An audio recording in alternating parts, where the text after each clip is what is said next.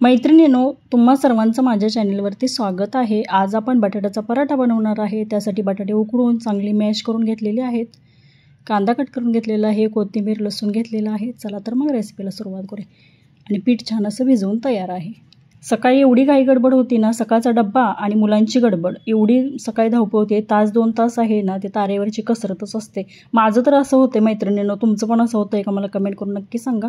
बटाटे मॅश करून घेतलेले, त्यामध्ये थोडेसे धनेपूड जिरेपूड घातलेली आहे, 1 चमचा हळद घातलेली आहे। तुम्ही त्यामध्ये चाट मसाला पण ॲड करू शकता, पण तुम्ही चाट मसाला घातला नाही। थोडीशी हिंग पावडर त्यामध्ये घातली आणि 1 कांदा बारीक कट करून घेतलेला, कोथिंबीर बारीक कट करून घेतलेली आहे, लसूण आहे, एवढंच मी त्यामध्ये घालणार आहे। आणि आपल्याला त्यामध्ये मीठ घालायचं आहे आणि मी लाल तिखट म्हणजेच कांदा लसूण मसाला इथे वापरणार आहे। हिरवी मिरची काही मी वापरलेली नाही। मी चॅनल सुरू करून 2 वर्ष होत आहेत, तरी मी कॅमेरासमोर आलेली नाही। आता थोडासा प्रयत्न करत आहे कॅमेरासमोर, त्यामुळे पहिलाच व्हिडिओ आहे म्हटला तरी तुम्ही चालेल। आणि थोडंसं माझी गडबड होत होती कॅमेरासमोर। चवीनुसार त्यामध्ये मीठ घातलं आणि 1 चमचा कांदा लसूण मसाला यामध्ये वापरणार आहे। कांदा लसूण मसाला वापरणार असल्यामुळे मी त्यामध्ये हिरवी मिरची घातलेली नाही। काय होतं, कधी कधी हिरवी मिरची एवढी तिखट भेटते ना, मग त्यामुळे मुलांना कसं ते दाताखाली जर आली तर खूप असं तिखट लागतं। म्हणून मी कांदा लसूण मसाला, आणि मी जो कांदा लसूण मसाला वापरते तो एवढा तिखट नव्हता आणि छान असे चविष्ट पराठे होतात। थोडंसं एकत्र छान असं त्याचा एकजीव करून घ्यायचा आहे। छान असं हे मिश्रण एकजीव करून त्याचा गोळा बनवून घेतला तर कसं एकजीव झाले तरच पराठे छान असे लाटता येतात, नाहीतर पराठे लाटताना थोडेसे फाटतात। म्हणून छान असं एकत्रित मिक्स करून आपल्याला घ्यायचं आहे। छान असा गोळा होतोय, म्हणजे छान असा त्याचा एकजीव मिश्रणाचा झालेला आहे। सारण जे आहे ते तयार झालेलं आहे आणि जे पीठ आपण भिजवून घेतलेलं ते पण छान असं भिजून तयार झालेलं आहे। चला तर मग आता आपण पराठ्याला छान असे लाटून घेऊया। आलू पराठा म्हटलं की त्यावरती बटर पण छान लागतं, परंतु माझ्या मुलांना तूप आवडतं म्हणून मी तुपाचा डबा साईडला घेतलेला आहे। शक्यतो पराठे बनवत असताना, डोसा बनवत असताना मी तूपच वापरत असते। एक लहानसा कणकेचा गोळा घ्यायचा आणि त्यामध्ये भरपूर असं सारण भरून घ्यायचं आहे। थोडंसं पीठ लावलेलं आहे आणि पुरीच्या आकाराचं आपल्याला ते लाटून घ्यायचं आहे।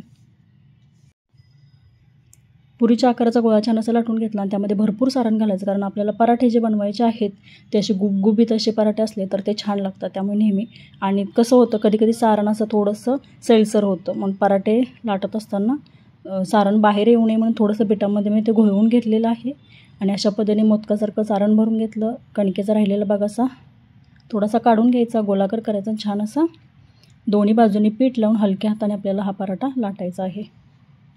थोडंसं फिरवून त्याची बाजू पलटून अशा पद्धतीने हलक्या हाताने फिरवत थोडंसं पीठ लावून लाटून घ्यायचं आहे। आता खरं सांगायचं म्हणजे पराठे मी खूप छान बनवते। आता माझ्या भरपूर साऱ्या रेसिपी चॅनलवरती अपलोड केलेल्या आहेत, पण आज काय झालेलं मला माहीत नाही।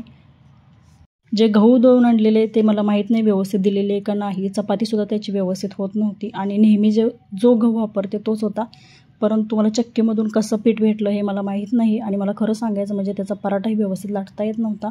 मला माहीत नाही, त्याचे तुकडेच पडत होते। इतक्या हलक्या हाताने मी लाटण्याचा प्रयत्न करत होते, कसा बसा तो पराठा मी लाटलेला।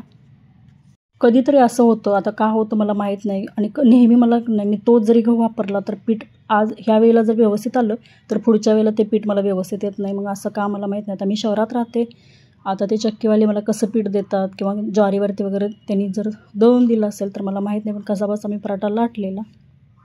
एका बाजूने भाजल्यानंतर त्याची बाजू पलटून घ्यायची आहे आणि दुसऱ्या बाजूने पण आपल्याला छान असा भाजून घ्यायचा आहे। वरून तुम्ही बटर लावू शकता किंवा तूप लावू शकता, तेल वापरू शकता।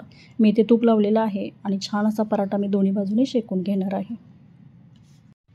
ज्यावेळी आपण बटाट्याचा पराठा बनवत असतो त्यावेळी तो खरपूस भाजायचा, म्हणजे तो छान असा क्रिस्पी शेवटपर्यंत राहतो। आणि थोडंसं जर तुम्ही भाजताना जास्त खरपूस असा भाजला नाही तर तो नंतर असा मऊ पडतो। त्यामुळे बटाटा नेहमी भाजून घेत असताना पण त्यामध्ये भरपूर सारण घातलेलं असतं, गुबगुबीत असा पराठा छान लागतो, पण तो खरपूस भाजून घ्यायचा। तसाच मी छान असा खरपूस तो भाजून घेतलेला आहे। दोन्ही बाजूने छान असं शेकून घ्यायचं। मी म्हटलं ना की हा पराठा फुगलेला नाही, आणि बाकीचे जे मी पराठे केले त्यातला एकही पराठा फुगला नाही, परंतु मी चॅनलवरती खूप साऱ्या रेसिपी अपलोड केलेल्या आहेत। आज काय झालेलं मला माहीत नाही, थोडंसं गव्हाचं पीठ, पण मला ते ज्यावेळी गव्हाचं पीठ भिजवत होती त्यावेळेस माझ्या लक्षात येत होतं की त्याला थोडासाही चिकटपणा नाही, परंतु कसेबसे मी पराठे बनवून घेतलेले आहेत आता। आणि हा व्हिडिओ मी तुमच्यासोबत शेअर केलेला आहे। व्हिडिओ कसा वाटला मला कमेंट करून नक्की सांगा।